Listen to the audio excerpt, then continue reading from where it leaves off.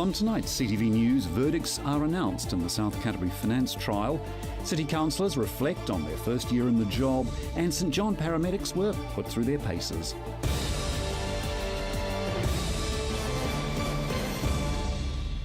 This is CTV News. I'm Grant Mangan. 3 men on trial in Timaru for the collapse of South Canterbury Finance received their verdicts today. Emma Cropper has the details. It's one of New Zealand's largest fraud trials, and today a former director of South Canterbury Finance has been found guilty in relation to the company's collapse. In Timaru's High Court this morning, former director Edward Sullivan was found guilty on 5 out of the 9 charges he faced. He will be sentenced on December 12th. Former Chief Executive Lockie McLeod and another director Bob White were found not guilty on all counts. All 3 men had pleaded not guilty to 18 individual and combined charges, including a variety of offences, including theft by a person in a special relationship, obtaining by deception, false statements by the promoter of a company, and false accounting. South Canterbury Finance was the largest finance-owned company when it collapsed over 4 years ago, triggering a $1.8 billion bailout of investors' deposits by the New Zealand government. When presenting the reasons, Justice Paul Heath told the court there were 2 phenomena of influence, including South Canterbury Finance's rapid growth. The company grew from $75 million in 2004 to nearly $2 billion by 2008. The Serious Fraud Office was criticised for their 2010 investigation. Justice Heath says there were deficiencies in the investigation, but due to the large scale of the company's collapse, the SFO says it wasn't possible to carry out any investigation into all aspects of the failure, instead focusing on specific large transactions which were considered fraudulent.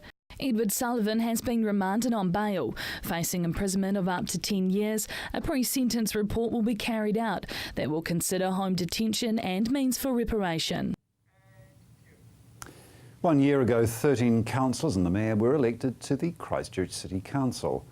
To mark the anniversary, CTV News spoke with several of the council committee chairpeople about how the year has gone and their goals for the rest of their term. First up tonight, City Councillor and Finance Committee Chair Raf Manji. Marcus Gibbs reports. It's a year since the Christchurch City Council was almost completely refreshed. The financial implications of the earthquakes were not yet known when the city's mayor and 10 new councillors were elected alongside sitting councillors Glenn Livingston, Yanni Johansson and Jimmy Chen. They vowed to make a difference.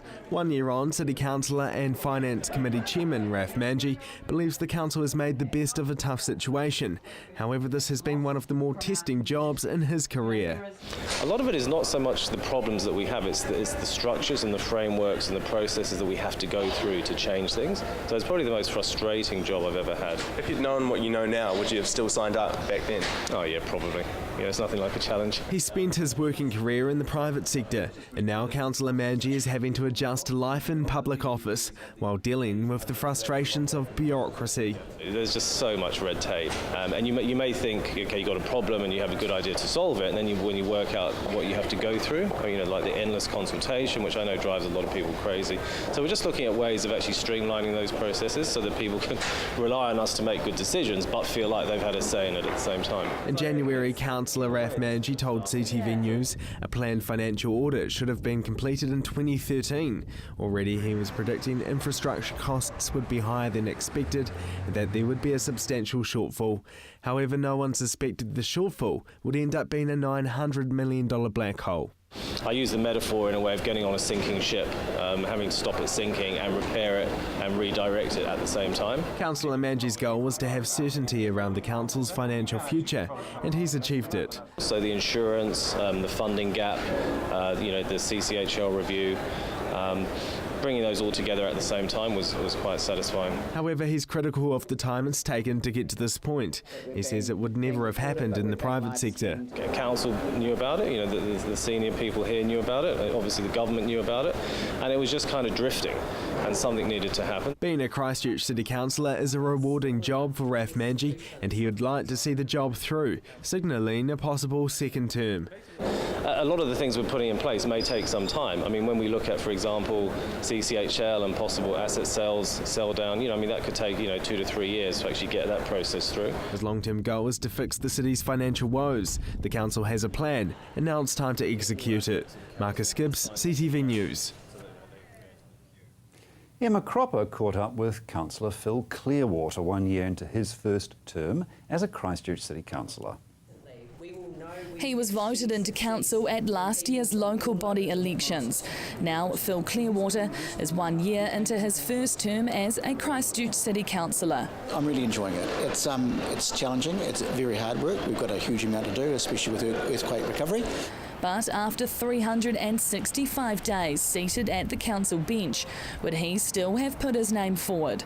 Yes, I would have. There's some things that are more challenging than I thought, but no, I'm really glad I have. Clearwater chairs the council's Environment Committee, taking on the environmental challenges facing the city during the rebuild. This Thursday, the council has the option to sign off edible gardens and forests in the city, allowing people to plant fruit and nut trees on public land. Clearwater says it's leading local projects like the Edible Garden Initiative, which have stood out in the past year, alongside setting up the city's bus interchanges. At a metropolitan citywide level, the cycleways has been really exciting, engaging with the cyclists and the cycle advocacy groups and a lot of other people. So, they've been really exciting actually. Tackling the positioning of bus interchanges tops his list of most challenging projects. After being forced to abandon plans to construct a super stop and mini passenger lounge outside Riccarton's Westfield Mall, the council is set to lease a building on Division Street corner to be converted into a waiting lounge for up to 100 passengers. Because we're trying to fit new infrastructure into old infrastructure that's been there for 100 years, that's been really hard. However, I think because we've taken our time to get the best solution, we'll get it right and we'll get the safest solution. So that's now satisfying too. The council recommitted $68 million to build 13 key cycleways in the city, creating a safe environment for cyclists and connecting suburbs, education facilities, businesses and shopping areas around the city. Getting them up and running right now is exciting. So we've got the first 4 coming off the block, and we'll talk with local communities and local community boards, of course, about the best places to put those in. Leading Christchurch through the city's recovery, Councillor Clearwater believes the city is in good hands. I think we're doing very well. I think that our councillors work collaboratively. I think we're developing good working relationships with staff. It takes some time to do that, but I think we've made a really good beginning over this last year. Clearwater's long-term goals to help the city as it rebuilds post-quake. Emma Cropper, CTV News. Tomorrow we continue this series of interviews when Marcus Gibbs speaks with third-term City Councillor Yanni Johansson. One person has been killed after a head-on collision. The crash occurred at 2:30 this afternoon on the Irari Rangitata Highway. One man died at the scene and 3 others have been taken to Timaru Hospital with injuries. The 2 vehicles crashed north of the Irari township. Police are investigating the cause of the crash. State Highway 1 is currently closed north of Irari. Police are asking the public to avoid the area if possible and allow additional time to complete their journeys while diversions are in place. Well, coming up, line mechanics were in competition today.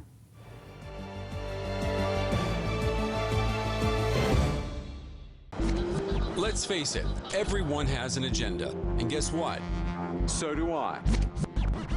Every week, I'll pick 3 stories that grab my attention. Agenda with me, Brent Goff.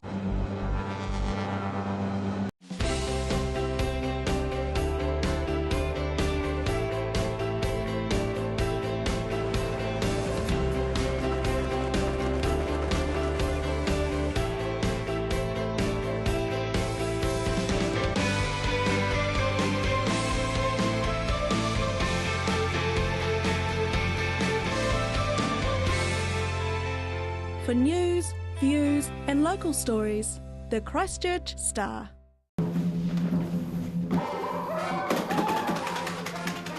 A Avoid the monkeys when it comes to relocating. Trust A1 Movers, a family business since 1993 that guarantees a professional job every time. We carefully handle and wrap your valued items, ensuring they have a safe journey. Secure storage and insurance options are also available. A1 Movers, the careful, caring moving company. Oi! Action Removals, offering short or long-term storage facilities, full packing services, comprehensive rates, all fully insured and with 6 vehicle sizes to choose from. Earthquake repairs? Action Removals pack, move, store and return your valuable possessions stress-free. Action Removals, a family business that has been operating in Christchurch for over 10 years. Action Removals, your one-stop removal service on time, every time. 0800 222 526. Come on down to Ferrymead Golf. Care for a game of paintball? How about some swings on the old driving range? Or on our par 3 9-hole golf course? Test your skills on the mini golf course or have a go at the air gun shooting range. Then relax at the Wow Cafe with one of our super succulent Wow Burgers. Whether you want to perfect your swing or are looking for a fun family day out, come down to Ferrymead Golf, 50 Ferrymead Park Drive, right next to the Ferrymead Heritage Park. Southern Newsweek is an Otago-based news bulletin. Produced locally in Dunedin, it's your chance to catch up on everything that's happening in the community. Southern Newsweek, Saturday at 6:30 p.m. and repeated Sunday at 10 a.m. right here on CTV.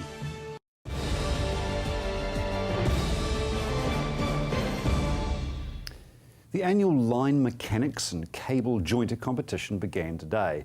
Joelle Bautista with the story. With every power cut, there's at least 3 line mechanics on the job. As the rebuild from the earthquake continues into its 4th year, the demand for tradesmen has increased dramatically. There's certainly been an increase, obviously, with all the new housing that's been built, all the new subdivisions. Power has to be put into those houses, so there is an increasing demand for line mechanics and cable jointers and the skills that they have.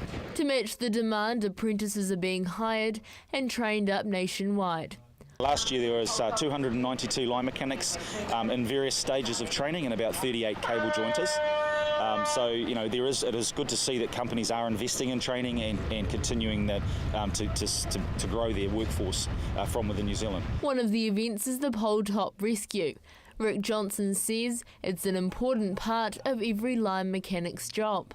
Every person who's a line mechanic has to be regularly practice their pole top rescue. So the idea is that if one of their mates gets hooked up on the line, they're able to get up there, rescue him safely and get him down on the ground and then commence CPR. CPR can't be performed up the pole, so they have to get them down in a fast but safe manner. This gives apprentices the chance to learn these trades on site.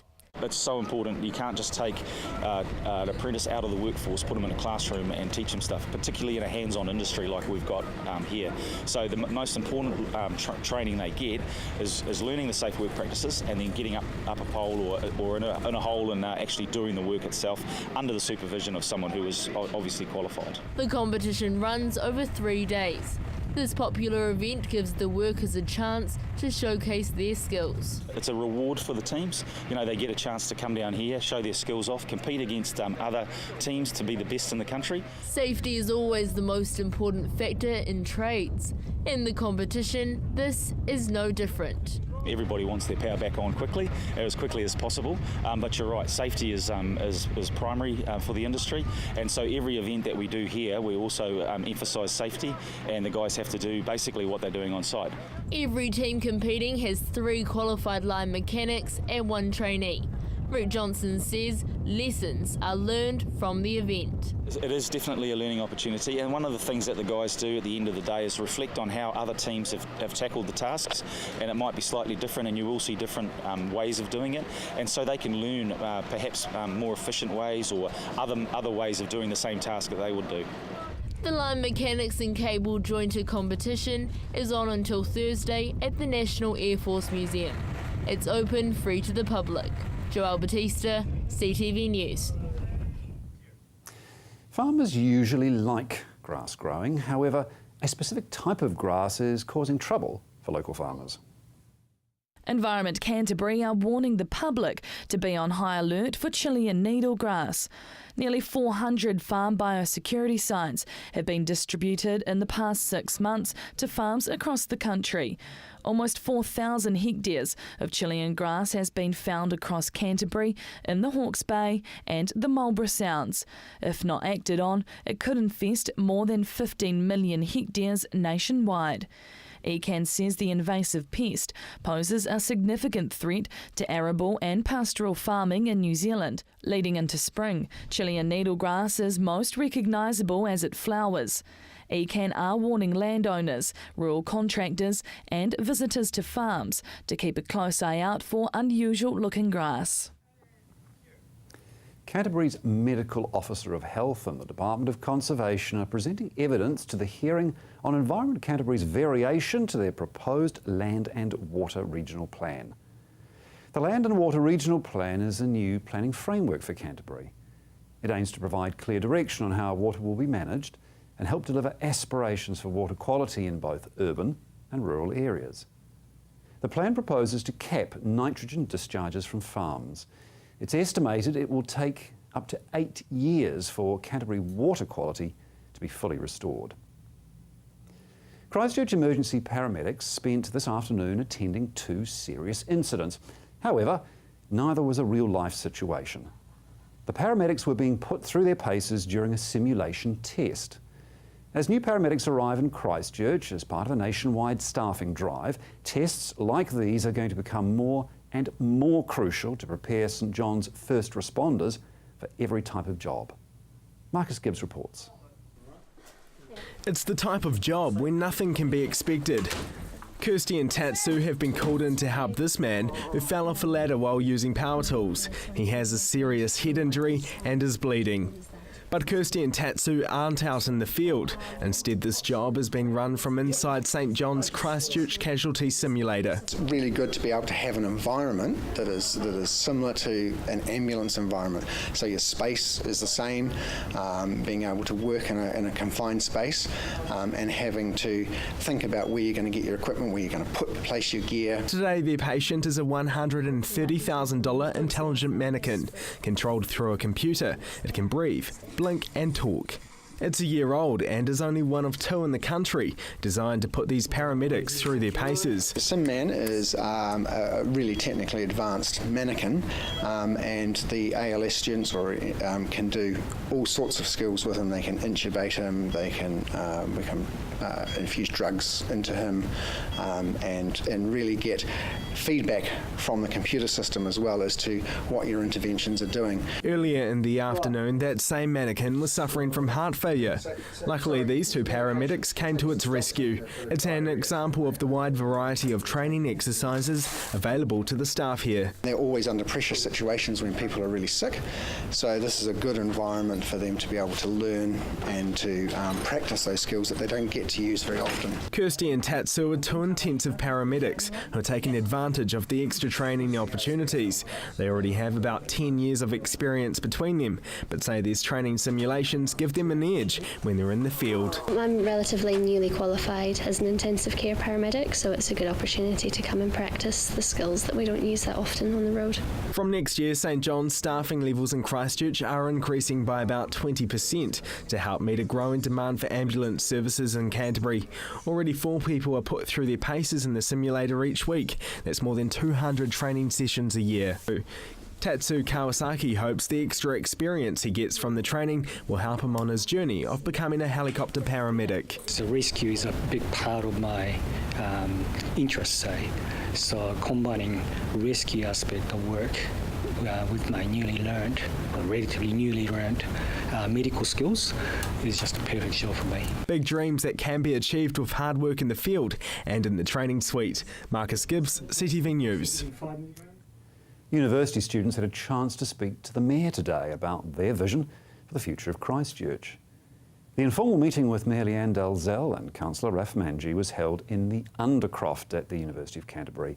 Vice-Chancellor Rod Carr was also present during the informal chat. Students were given the opportunity to air their thoughts on the Council's long-term plan. It's one of about 20 public walkabouts and meetings that the Mayor and elected members are undertaking over the next 8 weeks to get residents' views about the future shape of Christchurch and options for dealing with the city's post-earthquake finances. Still to come, your local weather update.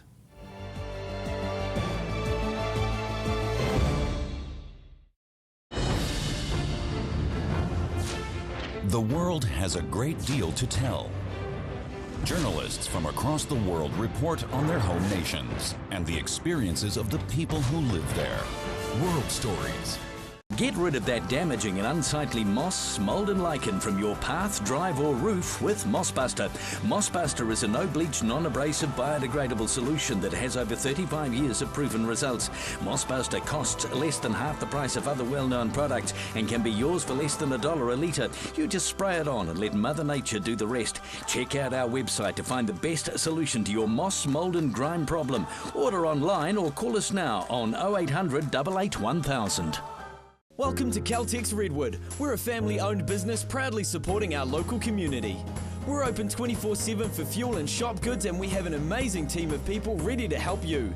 Save at least 6 cents per litre using AA Smart Fuel cards. We also offer great value on our LPG bottle fills. We have a full workshop and Bridgestone Tyre Centre. Our mechanics and tyre technicians will get your car sorted. Caltex Redwood. We're just down from St Bede's on Main North Road. Caltex Redwood. What drives you? Do you wear an earpiece or earmuffs? Do you have trouble hearing people or the TV? Do you suffer from itchy ears? Then it's time to clear the ear. Their gentle microsuction technique is safe and efficient and performed by a fully qualified, trained, registered nurse. Call for an appointment or Clear the Ear can come to you.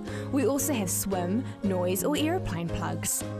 0800 Ear Clean. We were in behind the Rose and Thistle but have now moved opposite St Andrews College, 304 Papanui Road. Looking for that perfect gift for a loved one? Wanting to add some vibrance to your home? Or just looking to brighten up your workplace? No matter the occasion, the Hitching Post has something for everyone. Lose yourself in their extensive range of homeware, art, glass and plasma cut metalwork. The Hitching Post is your one-stop shop for great style and quality.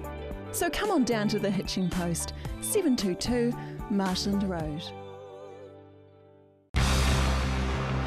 The mission statement of Red and Black Sport is always to bring a voice to achievers in sport, be it Canterbury, New Zealand or internationally. We'll continue to do that here on CTV with Red and Black Sport. Don't miss it every week.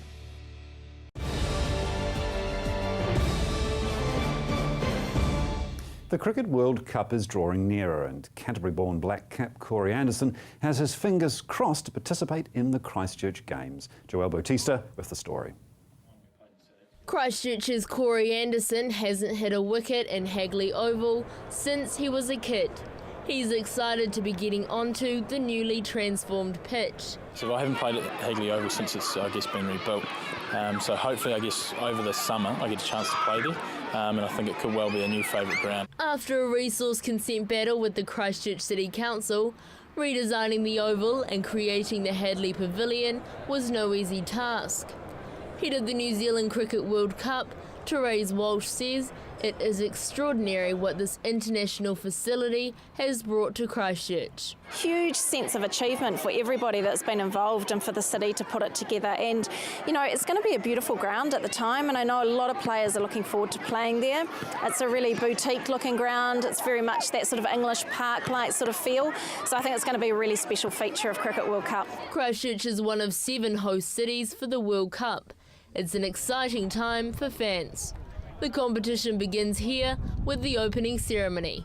Things like this don't happen every day, and it's a real chance to come together as a city. It's going to be summer, let's get out and enjoy ourselves. And I think for Christchurch, particularly in the whole Canterbury region, the opening ceremony, which is going to happen here, which is very special, it's going to be a massive event for everybody to come along and join in, and it'll be a spectacular show. New Zealand black cap Corey Anderson believes the World Cup hype will boost cricketing in Canterbury.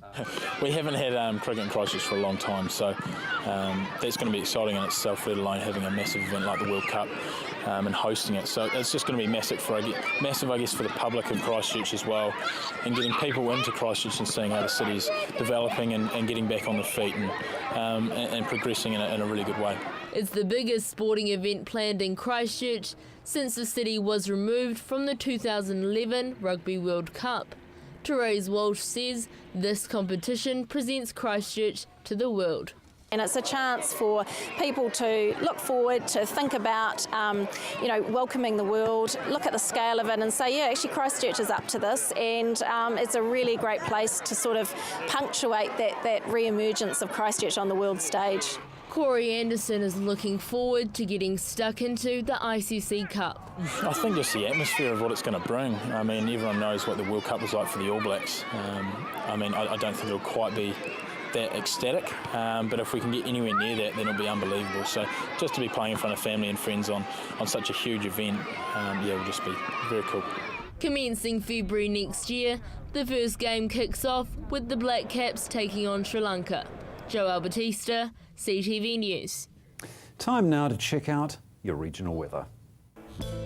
Good evening, Canterbury. Let's take a look at your region's weather. First in Timaru, Temuka and Geraldine, 19. Methven and Ashburton hit a high of 19 degrees. Rakaia, same for you, 19. Darfield, Leeston and Ralston hitting a high of 20 degrees. Lincoln, 20 as well. Christchurch had a cloudy day, hitting a high of 21. Over in Akaroa, a warm day for you with a high of 20 degrees. Rangiora, Kaipoi and Amberley hit one of the region's highs on 21.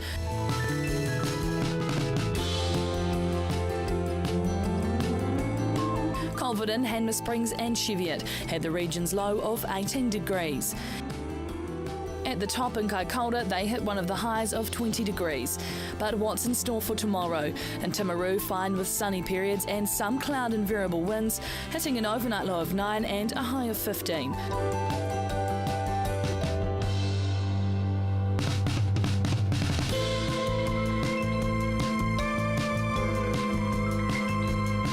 In Ashburton, a mild Wednesday in store with some cloud at times during the day, but also some sunny spells, and expect some light winds, hitting a low of 9 degrees overnight and a high of 15 throughout your day.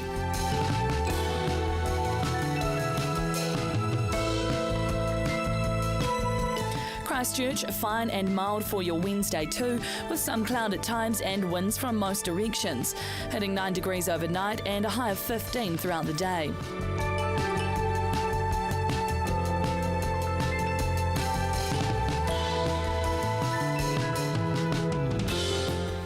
Kaikoura, a fine day ahead with sunny periods and high cloud and mild northerly winds. 9 degrees overnight and hitting a high of 18 during the day.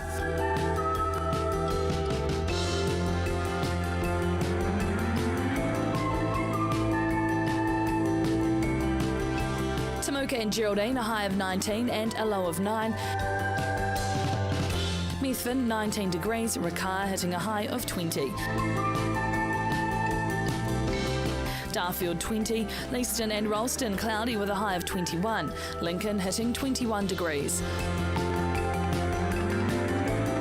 Akaroa, a high of 20 degrees and a low of 9. Rangiora, Kaipoi and Amberley, cloudy for most parts of the day with a high of 21. Hanmer Springs, Culverden and Cheviot expect to reach the region's high on 22 degrees. And looking ahead for what's in store for the rest of Canterbury. Warmer on Thursday with high cloud increasing and northeasterly winds tending fresh gusty northwesterly during the day. Fine at first on Friday with gusty warm northwesterlies dying out and thick high cloud creeping in. Colder lighter southwesterlies developing later in the day with some rain. Cloudy on Saturday with areas of rain, clearing late in the day, becoming cool with light southerly winds. Cloud clearing and sunny periods increasing on Sunday with moderate northeasterly winds developing. Fine at first on Monday with high cloud and northerly winds, but some showers and colder southwesterly winds developing during the afternoon. And that is all for your region's weather. Enjoy the rest of your Tuesday. And that's CTV News for Tuesday. I'm Grant Mangan. Good night.